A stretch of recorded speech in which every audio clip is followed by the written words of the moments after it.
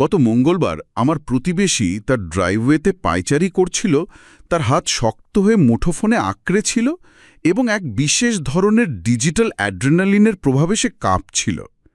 সে কোনো অভিবাদন জানায়নি, সে শুধু ডিসি থেকে আসা সর্বশেষ শিরোনামটি আবৃত্তি করতে শুরু করল। তার মুখমণ্ডল আতঙ্ক আর উন্মত্ত ক্ষোভের এক পরিচিত অস্থির মিশ্রণে লাল হয়ে উঠেছিল। তার কাছে এটি শুধু কোনো খবর ছিল না, এটি ছিল একটি জলোচ্ছ্বাস। সে এই বন্যায় এতটাই গভীরভাবে তলিয়েছিল যে সে শারীরিকভাবে চোখ ফেরাতে অক্ষম বলে মনে হচ্ছিল। তুমি কি বিশ্বাস করতে পারো সে এমন কথা বলেছে? সে বারবার জিজ্ঞাসা করছিল, তার বৃদ্ধাঙ্গুলি পাগলের মতো স্ক্রোল করে চলছিল। এটা কিভাবে বৈধ হতে পারে? সে উপরের এই উচ্চ ডেসিবেলের সার্কাস নিয়ে এতটাই ব্যস্ত ছিল যে তার নিজের বারান্দায় পড়ে থাকা স্থানীয় সংবাদপত্রটির দিকে তার নজরই পড়েনি।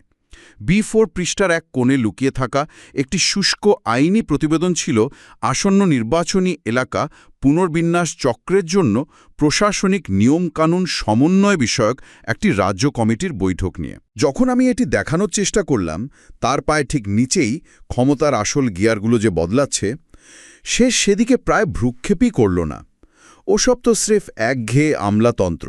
সে বিরক্তি নিয়ে বলল, তার চোখ ততক্ষণে আবার সেই উজ্জ্বল স্ক্রিনে ফিরে গেছে। এই টুইটটাই হলো আসল ঘটনা। এটি ছিল নিখুঁত নীরব এক ট্র্যাজেডি। সে নিজেকে একটি জাতীয় সংগ্রামের প্রথম সারির সৈনিক মনে করছিল, কিন্তু বাস্তবে তার এই ক্ষোভ একটি মানব ঢাল হিসেবে কাজ করছিল।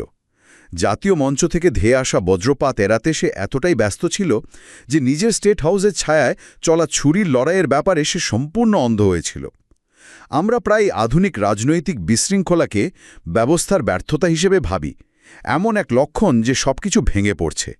কিন্তু কি হবে যদি এই অসংলগ্নতা, এই অবিরাম চিৎকার এবং ফিডে ভেসে আসা খবরের এই অন্তহীন স্রোত কোনো দুর্ঘটনা না হয়? কি হবে যদি এই বিশৃঙ্খলা এমন এক মোক্ষম হাতিয়ার হয় যা আপনাকে আকাশের আতশবাজির দিকে তাকিয়ে থাকতে বাধ্য করে, ঠিক যখন নিঃশব্দে ভবনের মূল ভিত্তি সরিয়ে নেওয়া হচ্ছে? এই যে পুরো মেকানিজমটা, মানে তথ্যযুদ্ধ বা কৌশলগত বিভ্রান্তি, আজকের এই গভীর আলোচনায় আমরা সম্পূর্ণ নিরপেক্ষভাবে এর পেছনে যান্ত্রিক রূপটাই বিশ্লেষণ করব। এখানে কোনো নির্দিষ্ট রাজনৈতিক মতাদর্শের ব্যাপার নেই। একদম। মানে এই আধুনিক ক্ষমতার বলয়ে তথ্যের এই বন্যা আসলে কিভাবে কাজ করে সেটা বুঝতে হলে আমাদের শুরু করতে হবে এর তাত্ত্বিক ভিত্তি থেকে। কৌশলগত রাজনীতির ক্ষেত্রে একটা মতবাদ আছে যাকে বলা হয় flooding the zone. Flooding the zone মানে জোন প্লাবিত করা। হ্যাঁ, আর বিংশ শতাব্দীর যে চিরাচরিত প্রপাগান্ডা, তার সাথে এর কিন্তু একটা বড় পার্থক্য আছে। আগেরকার দিনে রাষ্ট্র বা ক্ষমতাবান গোষ্ঠীর লক্ষ্য ছিল মানুষকে নির্দিষ্ট একটা গল্প বা ন্যারেটিভ বিশ্বাস করানো। আচ্ছা, মানে একটা সুনির্দিষ্ট বিকল্প বাস্তবতা তৈরি করা। ঠিক তাই। কিন্তু বর্তমান কৌশলের লক্ষ্য কিন্তু কোনো সুনির্দিষ্ট মিথ্যা প্রতিষ্ঠা করা নয়।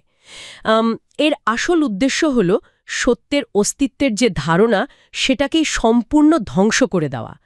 যে কোনো ধরনের ন্যারেটিভের কার্যকারিতাকে চিরতরে নষ্ট করে দেওয়াটাই এদের লক্ষ্য। মানে কোনো কিছুকেই আর বিশ্বাসযোগ্য না রাখা। একদম। র্যান্ড কর্পোরেশনের বিশ্লেষকরা এই মেকানিজমকে ফায়ার হাউস অফ ফলসহুড বা মিথ্যার স্রোত মডেল বলেছেন। এই কৌশলে 4টা সুনির্দিষ্ট স্তম্ভ আছে। আচ্ছা, 4টা স্তম্ভ, সেগুলো কি কি? প্রথমত, উচ্চ ভলিউম এবং মাল্টি চ্যানেল প্রচার। মানে তথ্য কেবল একটা নিউজ চ্যানেল থেকে আসবে না। মূলধারার মিডিয়া, প্রক্সি ওয়েবসাইট, স্বয়ংক্রিয় সোশ্যাল মিডিয়া অ্যাকাউন্ট, সব জায়গা থেকে একসাথে আছড়ে পড়বে। হ্যাঁ। দ্বিতীয়ত, এই প্রবাহটা হবে অত্যন্ত দ্রুত এবং অবিচ্ছিন্ন, থামাথামির কোনো জায়গা নেই। তৃতীয়ত, বস্তুনিষ্ঠ সত্যের প্রতি সম্পূর্ণ অনীহা। আর চতুর্থ স্তম্ভটা হল ধারাবাহিকতার প্রতি চরম অবজ্ঞা। দাঁড়ান, এই 4 নম্বর পয়েন্টটা নিয়ে একটু ভাবা যাক। মানে ধারাবাহিকতার অভাব বা পরস্পর বিরোধী কথা বলা। আজকে এক কথা বলে কালকে সম্পূর্ণ উল্টো কথা বললে তো যে কোনো প্রচারণার বিশ্বাসযোগ্যতা নষ্ট হওয়ার কথা, তাই না? কেউ যদি বারবার নিজের কথারই বিরোধিতা করে, সাধারণ যুক্তিতে তো সেটাই মনে হওয়ার কথা। হ্যাঁ, মানুষ তো তাকে আর বিশ্বাস করবে না। এটা কিভাবে একটা কার্যকর কৌশল হতে পারে? ব্যাপারটা কি অনেকটা সেই মুদি দোকানের মতো, যেখানে প্রতিটা শপিং আইল সুন্দর করে সাজানোর বদলে দোকানের সমস্ত চাল, ডাল, পরিষ্কারক সামগ্রী মাঝখানে একটা বিশাল এলোমেলো স্তূপে ফেলে রাখা হয়েছে? খুব চমৎকার একটা উপমা দিয়েছেন। মানে মস্তিষ্ক এই বিপুল জট সামলাতে না পেরে কেবল বাঁচার তাগিদে সবচেয়ে ওপরে বা উজ্জ্বল যা পায় তাই তুলে নেয়। হ্যাঁ, এই মুদি দোকানের উপমাটা দিয়ে ভেতরের মনস্তাত্ত্বিক মেকানিজমটা খুব পরিষ্কারভাবে বোঝা যায়। যখন সব জিনিস একটা জগা খিচুড়ি অবস্থায় থাকে, মানুষ আর যাচাই বাছাই করার শক্তি পায় না। এই যে ধারাবাহিকতার অভাব, এটা আসলে ফ্যাক্ট চেকিংয়ের অপ্রতিসম যুদ্ধের সুযোগ নেয়। অপ্রতিসম যুদ্ধ মানে এক পক্ষ সুবিধাজনক অবস্থায় থাকে? একদম। একটা সম্পূর্ণ ভিত্তিহীন মিথ্যে বানাতে কয়েক সেকেন্ড লাগে, টাইপ করে সেন্ড বাটনে চাপ দিলেই হলো। কিন্তু সেটা খণ্ডন করতে তো প্রচুর সময়, গবেষণা আর প্রমাণের প্রয়োজন। তা তো বটেই। সাংবাদিকরা যখন গতকালের একটা মিথ্যেকে প্রমাণসহ খণ্ডন করতে ব্যস্ত, ঠিক ততক্ষণে আজ আরও ১ ডজন নতুন মিথ্যা বাজারে চলে আসে। মস্তিষ্ক যখন অবিরাম পরস্পর বিরোধী তথ্যের স্তূপে হারিয়ে যায়, তখন তার যুক্তিবাদী ক্ষমতা কাজ করা বন্ধ করে দেয়। আর এই শারীরিক ও মানসিক প্রতিক্রিয়াটা অত্যন্ত বাস্তব এবং ভয়াবহ। ধরুন, ওহাইওর শহরতলির একটা ছোট বিবর্ণ ডাইনারের কথা। বাতাসে পুরনো পোড়া কফির ভারী গন্ধ, কনুইয়ের নিচে হলুদ লিনোলিয়ামের টেবিলটা আঠালো। সারা নামের এক নারী সেখানে বসে আছেন। একসময় স্থানীয় লাইব্রেরি বোর্ডের প্রধান ছিলেন। বেশ দায়িত্বশীল একজন নাগরিক। হ্যাঁ, তিনি শহরের পানি সরবরাহ বিষয়ক একটা গুরুত্বপূর্ণ মিউনিসিপ্যাল ওয়াটার সেফটি রিপোর্ট পড়ার চেষ্টা করছেন। কিন্তু ল্যাপটপ খুলতেই অ্যালগোরিদমের বোমা বর্ষণ শুরু হয়। স্ক্রিনে ভেসে ওঠে বিদেশি রাষ্ট্র কর্তৃক পানিতে বিষ মেশানোর দাবি, ডিপ স্টেটের ষড়যন্ত্র তত্ত্ব। আর এর ঠিক পাশেই হয়তো সম্পূর্ণ অপ্রাসঙ্গিক একটা গ্রাফিক সেলিব্রিটি স্ক্যান্ডেল। ঠিক, এই দৃশ্যটা আসলে কিসের ইঙ্গিত দেয়? এটা আসলে এপিস্টেমিক বা জ্ঞানতাত্ত্বিক অনিশ্চয়তার একটা নিখুঁত উদাহরণ, যা খুব দ্রুত অস্তিত্বের অনিশ্চয়তায় রূপ নেয়। সারা যখন একসাথে ৫টা ভিন্ন ভিন্ন পরস্পর বিরোধী এবং ভীতিকর হেডলাইন দেখছেন, তখন তার মস্তিষ্কের সামনের অংশ, যাকে প্রিফ্রন্টাল কর্টেক্স বলে, হ্যাঁ, যেটা আমাদের যৌক্তিক চিন্তার কেন্দ্র, সেটা সম্পূর্ণ বিকল হয়ে যায়। এই অতিরিক্ত তথ্যের চাপে মস্তিষ্ক সিদ্ধান্ত নেয় যে সত্য নির্ণয় করা এই মুহূর্তে অসম্ভব। তখন মস্তিষ্কের ভেতরকার অ্যামিগডালা, যেটা আমাদের অ্যালার্ম সিস্টেম হিসেবে কাজ করে, একদম সেই হুমকি প্রক্রিয়াকরণ কেন্দ্রটার নিয়ন্ত্রণ নিয়ে নেয়। মস্তিষ্ক তখন নির্ভুল তথ্য খোঁজার চেয়ে নিরাপত্তাকে বেশি গুরুত্ব দেয় এবং ফাইট অর ফ্লাইট মোডে চলে যায়। স্যারার শারীরিক প্রতিক্রিয়াটা খেয়াল করলে ব্যাপারটা আরও স্পষ্ট হয়। তার বুকে ভারী চাপ অনুভূত হয়, শ্বাস অগভীর হয়ে আসে, হৃদস্পন্দন বেড়ে যায়। সে ল্যাপটপটা সশব্দে বন্ধ করে দেয় এবং তার গবেষণার ফোল্ডারগুলো সোজা ডাস্টবিনে ফেলে ডায়না থেকে বেরিয়ে যায়।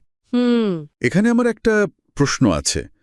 মানুষের এই চরম ক্লান্তি বা এই যে জ্ঞানতাত্ত্বিক আত্মসমর্পণ, সবকিছু ছেড়ে দিয়ে ময়দান থেকে সরে যাওয়া, হ্যাঁ, এটা কি ২৪ ঘন্টার খবরচক্রের একটা উপজাত মাত্র, নাকি এটাই এই কাঠামোর আসল লক্ষ্য?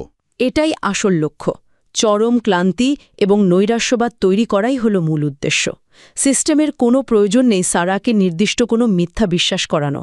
সারা পানি বিষাক্ত বলে বিশ্বাস করল কি করল না, তাতে সিস্টেমের কিচ্ছু যায় আসে না। তার মানে শুধু তাকে মানসিকভাবে পঙ্গু করে দেওয়াটাই লক্ষ্য। হ্যাঁ, যাতে নাগরিক হিসেবে সে ময়দান থেকে সরে দাঁড়ায়। যখন একটা বড় অংশের মানুষ এই সিদ্ধান্তে পৌঁছায় যে যুক্তিসঙ্গত বিতর্ক করাটা অর্থহীন, তখন পর্দার আড়ালের মানুষদের ক্ষমতা দখলের পথ সম্পূর্ণ বাধামুক্ত হয়ে যায়। তাহলে সারার এই যে মানসিক অবশ অবস্থা, আমরা যখন ক্লান্ত হয়ে সরে যাচ্ছি, তখন ওদিকে কি হচ্ছে? ঠিক এই জায়গাতেই দ্বৈত ট্র্যাক কৌশল বা ডুয়াল ট্র্যাক স্ট্র্যাটেজি কাজ শুরু করে। একদম ঠিক বলেছেন। ওয়াশিংটন ডিসির স্বরাষ্ট্র দপ্তরের একটা জানালাবিহীন অফিসের কথা ভাবুন। মাথার উপর ফ্লোরোসেন্ট লাইটের গুনগুন শব্দ, হলওয়ে ডাউন করে ব্রেকরুমে টিভিতে পতাকা পোড়ানো নিয়ে একটা টুইট ঘিরে পণ্ডিতদের চিৎকারের শব্দ ভেসে আসছে। পুরো মিডিয়া ইকোসিস্টেম ওই একটা টুইট নিয়ে মেতে আছে। হ্যাঁ, এদিকে ওই অফিসের ডেস্কে বসে এলেনা নামের একজন কর্মী কাঁপা কাঁপা হাতে ক্ষুদ্র প্রশাসনিক সমন্বয় লেখা নথির ওপর রাবার স্ট্যাম্প বসাচ্ছেন। এই নথির মাধ্যমে পার্মিয়ান বেসিনের ৫,০০০ একর বন্যপ্রাণী করিডর থেকে ফেডারেল সুরক্ষা সরিয়ে একটা প্রাইভেট এনার্জি কনসোর্শিয়ামকে দিয়ে দেওয়া হচ্ছে। আর টিভির ওই তুমুল বিতর্কটা এখানে অ্যাকোস্টিক ফোম বা শব্দশোষক হিসাবে কাজ করছে। এটাই ডুয়াল ট্র্যাক কৌশল। টপ ট্র্যাক বা ওপরের স্তর হল দৃশ্যমান সার্কাস, কালচার ওয়ার, উস্কানিমূলক টুইট, হ্যাঁ, যা মিডিয়া ব্যান্ডউইথের ৯০% দখল করে রাখে। আর বটম ট্র্যাক হল নিঃশব্দের রাষ্ট্রীয় প্রক্রিয়া ও অর্থনৈতিক সম্পদের দখল। এর চমৎকার একটা মাইক্রো ইকোনমিক উদাহরণ হল শুল্ক বা ট্যারিফ আরোপের মেকানিজম। কিন্তু শুল্ক তো দেশীয় শিল্পকে বাঁচানোর জন্যই দেওয়া হয়, তাই না? তাহলে এখানে কারসাজিটা কোথায়? কারসাজিটা লুকিয়ে আছে সাপ্লাই চেন আর ক্যাপিটালের পার্থক্যের মধ্যে। টপ ট্র্যাকে শুল্ককে জাতীয় গর্ব হিসেবে প্রচার করা হয়, কিন্তু বটম ট্র্যাকে প্রভাবটা ভিন্ন হয়। একদম। যখন কাঁচামালের উপর আকস্মিক শুল্ক বসে, তখন বড় কর্পোরেশনগুলো খুব একটা বিপদে পড়ে না, কারণ তাদের হাতে বিশাল ক্যাপিটাল থাকে। তারা সহজেই অন্য দেশ থেকে সাপ্লাই চেন ঘুরিয়ে আনে। ঠিক, কিন্তু ছোট দেশীয় কারখানাগুলোর তো সেই নগদ অর্থ থাকে না। তারা খুব দ্রুত দেউলিয়া হতে শুরু করে। ঠিক তখনই প্রাইভেট ইকুইটি ফার্মগুলো জলের দরে সেগুলো কিনে নিয়ে বাজার একচেটিয়া করে ফেলে। একইভাবে আমরা সুযোগ অঞ্চল বা অপরচুনিটি জোনের কথাও বলতে পারি। টপ ট্র্যাকে এগুলোকে পিছিয়ে পড়া কমিউনিটির উন্নয়নের রূপরেখা হিসাবে দেখানো হয়, যেন মানুষের কর্মসংস্থান হবে। হ্যাঁ, কিন্তু বটম ট্র্যাকে মেকানিজমটা অন্যরকম। এগুলো মূলত বড় ডেভেলপারদের জন্য বিশাল ট্যাক্স শেল্টার তৈরি করে। তারা কোনো ট্যাক্স না দিয়েই বিলাসবহুল হাইরাইজ থেকে মুনাফা লুটে। আর এই দ্বৈত ট্র্যাক কৌশলটা রাজনৈতিক রঙ্গমঞ্চেও একইভাবে কাজ করে। আমরা প্রায় দেখি রাজনৈতিক ব্যক্তিত্বরা হঠাৎ অত্যন্ত অদ্ভুত বা অসংবিধানিক কোনো প্রস্তাবনা তুলে দেন। যেমন ধরুন ক্যাপিটাল হিলের একটা মার্বেল পাথরের মেঝে বিশিষ্ট হলওয়ে দৃশ্য। একজন প্রবীণ লেজিসলেটিভ এইড মার্কাস দেখছেন কিভাবে একজন স্বনামধন্য সিনেটর সিলভার রঙের একটা ছোট্ট আয়নায় নিজের মুখে ধার্মিক ক্ষোভের অভিব্যক্তি ফুটিয়ে তোলার মহড়া দিচ্ছেন। একটু পরে ভাইরাল ইস্যু নিয়ে ভাষণ দিতে যাবেন। হ্যাঁ, কিন্তু মাত্র ১ ঘন্টা আগে বেসমেন্টের একটা ক্যামেরা মুক্ত রুমে ওই একই সিনেটর চরম কট্টরপন্থী এবং অযোগ্য ৩ জন বিচারপতির আজীবন নিয়োগ নিশ্চিত করে আসছেন। আয়না নামানোর সময় তার কলারে কমলা রঙা মেকআপের দাগ দেখা যায়, যা এই নিখুঁত অভিনয়ের শারীরিক প্রমাণ। সামরিক পরিভাষায় একে ব্রেকওয়াটার প্রভাব বা ব্রেকওয়াটার এফেক্ট বলা যায়। সমুদ্রের ঢেউ প্রশমিত করতে যেমন কংক্রিটের ব্রেকওয়াটার তৈরি করা হয়, ঠিক তাই।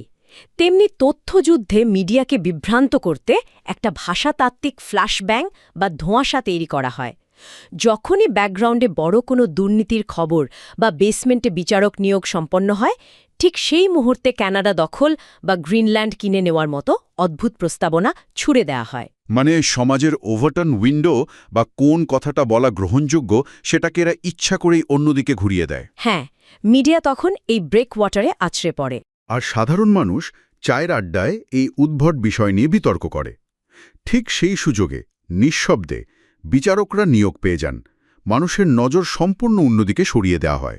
আর এই জাতীয় পর্যায়ের ব্রেকওয়াটার কিভাবে দৈনন্দিন জীবনের ব্লুপ্রিন্টকে আড়াল করে তা স্থানীয় শাসন ব্যবস্থার দিকে তাকালেই স্পষ্ট হয়। ওয়ায়োমিংয়ের উদাহরণটা এক্ষেত্রে খুব প্রাসঙ্গিক। পাওয়েল সিটি কাউন্সিলের কথা ধরা যাক। জাতীয় বিতর্কের ডামাডোলের মধ্যে এই কাউন্সিল একটা ৩০ বছরের পুরনো মিউনিসিপ্যাল মাস্টার প্ল্যান নিয়ে আলোচনা করে, যা আগামী দশকের জন্য জমির জোনিং এবং অবকাঠামোগত ভবিষ্যৎ নির্ধারণ করে। অন্যদিকে ব্যুরো অফ ল্যান্ড ম্যানেজমেন্ট নীরবে আউল পর্বতমালার কাছে ১,২০,০০০ একর জমির তেল ও গ্যাসের ইজারা বিক্রি করে দেয়। পার্ক কাউন্টিতে শুটিং কমপ্লেক্সের বোর্ড নিয়োগ নিয়ে পর্দার আড়ালে তীব্র লড়াই চলে। এমনকি কাউন্টি ক্লার্কের দৌড়ে সেনেট ফাইল ১১৩, যেটা ব্যালট গোনার পদ্ধতির সাথে যুক্ত, হ্যাঁ, তা নিয়ে অত্যন্ত সূক্ষ্ম আইনি কারচুপি হয়। এই বিষয়গুলো হয়তো শুনতে একঘেয়ে লাগে, কিন্তু এর সাথে মানুষের বাস্তব জীবনের সংঘাত অত্যন্ত গভীর। লার্জ কার্নিভোর কনফ্লিক্ট রিপোর্টের তথ্য অনুযায়ী ওয়ায়োমিংয়ে গ্রিজলি ভাল্লুকের সাথে ২২০টি সংঘাতের ঘটনা ঘটেছে, যা স্থানীয় কৃষির জন্য বিশাল হুমকি। যেমন ধরুন গ্যালগারের কর্ন মেজে ইলেকট্রিক ফেন্সিং নির্মাণের মতো জটিল প্রজেক্ট, অথচ সাধারণ মানুষ এই মাস্টার প্ল্যান বা প্রতিরোধের বাজেট নিয়ে কিছুই জানে না। জানার কথাও নয়, কারণ সারাহার মতো তাদের মস্তিষ্কের প্রিফ্রন্টাল কর্টেক্সও জাতীয় খবরের নিরন্তর চাপে অবশ হয়ে আছে। 1,20,000 একরের ইজারা কিভাবে দেওয়া হচ্ছে সেটা বোঝার মতো ধৈর্য তাদের আর নেই। এখন প্রশ্ন হল, বিশৃঙ্খলার এই কাঠামোর ভেতরে না ঢুকে কিভাবে এই প্রাতিষ্ঠানিক দখল প্রতিহত করা যায়? মানে এই ফ্লাডিংয়ের বিরুদ্ধে দাঁড়ানোর উপায় কি? প্রথম এবং সবচেয়ে গুরুত্বপূর্ণ কৌশলটা হল ন্যারেটিভ ডিসিপ্লিন বা আখ্যানের শৃঙ্খলা। মিথ্যা খণ্ডন করার সময় কোনোভাবেই মূল মিথ্যা দাবিটির পুনরাবৃত্তি করা যাবে না। মনস্তত্ত্বের ভাষায় একে ইলুসরি ট্রুথ ইফেক্ট বলা হয়। একটু খুলে বলবেন এই এফেক্টটা ঠিক কিভাবে কাজ করে? ধরুন কেউ একটা মিথ্যা ছড়ালো, আপনি যদি সেটা খণ্ডন করতে গিয়ে বারবার বলেন, না এই কথাটা সত্য নয়, তখন মানুষ প্রমাণগুলো ভুলে যায়। হ্যাঁ, মস্তিষ্ক প্রমাণ ভুলে গিয়ে কেবলই পুনরাবৃত্তি হওয়া মিথ্যাটাকেই সত্য হিসেবে মনে রাখতে শুরু করে। সিরিয়ায় CJTOIR এর অপারেশন এর চমৎকার উদাহরণ। ও আচ্ছা, তারা কি করেছিল? রাশিয়ান প্রোপাগ্যান্ডা ছড়ানো লাগেই তারা অত্যন্ত দ্রুত নিজস্ব সত্য এবং যাচাইকৃত তথ্য প্রকাশ করে ন্যারেটিভের নিয়ন্ত্রণ নিয়ে নিয়েছিল, মিথ্যার পুনরাবৃত্তি করে সেটা খণ্ডন করার চেষ্টাও করেনি। এর পাশাপাশি ট্রান্স আর্মি ম্যান্ডেট ফর লিডারশিপের মতো কাঠামোগত প্রতিরোধের বিষয়টিও অত্যন্ত গুরুত্বপূর্ণ। এই ম্যান্ডেট বিশৃঙ্খল বিক্ষোভ বর্জন করে বিকেন্দ্রীকরণ এবং আফটার অ্যাকশন রিপোর্ট বা AR এর ব্যবহারের ওপর জোর দেয়। একদম ঠিক। এর মূল লক্ষ্য হল ব্যক্তি পূজার ঊর্ধ্বে উঠে প্রাতিষ্ঠানিক স্মৃতি গড়ে তোলা, আর তারা পদ্ধতিগত ব্যাঘাত বা প্রসিডিউরাল ডিসরাপশনকেও কার্যকর হাতিয়ার হিসেবে ব্যবহার করে। মানে রাস্তায় নেমে স্লোগান দেওয়ার বদলে ব্যবস্থার নিয়মকানুন ব্যবহার করেই ব্যবস্থাকে অচল করে দেওয়া। হ্যাঁ, ধরুন ক্ষতিকর কোনো পরিবর্তনের প্রস্তাব এলে হাজার হাজার আইনি পাবলিক কমেন্ট জমা দেওয়া, আইন অনুযায়ী প্রতিটি কমেন্টের উত্তর দিতে তারা বাধ্য থাকে। ফলে প্রক্রিয়াটি আটকে যায়। অথবা নিরলস ফোয়া রিকোয়েস্টের মাধ্যমে সরকারি নথিপত্র তলব করে আইনি অচলাবস্থা তৈরি করা। আমি এখানে অ্যানালগ যোগাযোগের কথাটাও যোগ করতে চাই। ডিজিটাল অ্যালগোরিদমের সেন্সরশিপ এড়াতে বা ফায়ার হোস কৌশলের বাইরে গিয়ে যোগাযোগ করতে হাতে ছাপানো জাইনের ব্যবহার আবার ফিরে আসছে। এটা খুব ধীর গতির হলেও অত্যন্ত টেকসই মাধ্যম। কারণ কোনো কাগজকে তো অ্যালগোরিদম দিয়ে শ্যাডো ব্যান করা যায় না। কিন্তু এখানে আমার একটা খটকা আছে। শুধু ভবিষ্যতের ইউটোপিয়ান বিকল্প ব্যবস্থার দিকে মনোযোগ দিলে কি বর্তমানে তীব্র সংকটে থাকা দুর্বল মানুষদের উপেক্ষা করা হয় না? এটা খুব যৌক্তিক প্রশ্ন। এর সমাধানে দ্বিখণ্ডিত দৃষ্টিকোণ বা বাইফর্কেটেড অ্যাপ্রোচের কথা বলা হয়। এটা কোনো এককমুখী পথ নয়। মানে দুটো কাজ সমান্তরালভাবে করতে হবে? হ্যাঁ, একদিকে সাধারণ মানুষের তাৎক্ষণিক বেঁচে থাকার জন্য মিউচুয়াল এড, আইনি সহায়তা এবং ত্রাণের কাজগুলো চালিয়ে যেতে হবে। ডাক্তারি পরিভাষায় একে ট্রায়াজ বলে। জরুরি ভিত্তিতে রক্তপাত বন্ধ করা। ঠিক, কিন্তু এর পাশাপাশি সম্পূর্ণ বিকল্প ব্যবস্থা গড়ে তুলতে হবে, যা রাষ্ট্রের ওপর নির্ভরশীল নয়, যেমন স্বায়ত্তশাসিত কমিউনিটি কাউন্সিল বা স্বাধীন খাদ্য বিতরণ নেটওয়ার্ক। এভাবেই সমাজ এই কাঠামোগত দখলের বিরুদ্ধে টেকসই প্রতিরোধ গড়ে তুলতে পারে। আধুনিক রাজনৈতিক ল্যান্ডস্কেপের এই বধির করা কোলাহল, এই অবিরাম চিৎকার এবং ডিজিটাল স্ক্রিনে ভেসে আসা মিথ্যার এই অন্তহীন স্রোত কোনো দুর্ঘটনা নয়। উপরের এই নিরবিচ্ছিন্ন চিৎকার আসলে নিচে নীরবে চলতে থাকা কাঠামোগত যুদ্ধের একটি সুপরিকল্পিত ঢাল। প্রাতিষ্ঠানিক সুরক্ষা বলয়গুলোকে নিঃশব্দে ভেঙে ফেলার জন্যই জনসাধারণের এই চরম মানসিক ক্লান্তি এবং নৈরাশ্যবাদকে অত্যন্ত সুচারুভাবে উৎপাদন করা হচ্ছে।